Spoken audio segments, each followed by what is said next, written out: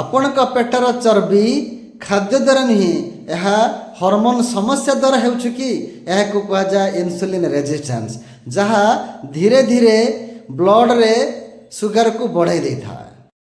ଆପଣ ଯେତେବେଳେ ଖାଦ୍ୟ ଖାଆନ୍ତି, ଶରୀର ଇନ୍ସୁଲିନ୍ ନାମକ ହର୍ମୋନ୍ ତିଆରି କରେ, ଯାହାର କାମ ହେଉଛି ରକ୍ତରୁ ସୁଗାରକୁ ସେଲ୍ ଭିତରକୁ ନେବା। କିନ୍ତୁ ସମୟ ସହିତ କୋଷ ଗୁଡ଼ିକ ଠିକ୍ ଭାବେ ଶୁଣିବା ଦରକାର। ତେଣୁ ରକ୍ତରେ ଚିନି ରହିଯାଏ ଆଉ ଶରୀର ଆଉ ଅଧିକ ଇନ୍ସୁଲିନ୍ ତିଆରି କରେ। ଡାଇବେଟିସ୍ କେୟାର ଭଳି ରିସର୍ଚ୍ଚ ଦେଖାଇଛି ଏହିଭଳି ଅବସ୍ଥା ପେଟର ଚର୍ବି ଓ ଡାଇବେଟିସ୍ ପରିସ୍ଥିତି ସହିତ ଜଡ଼ିତ।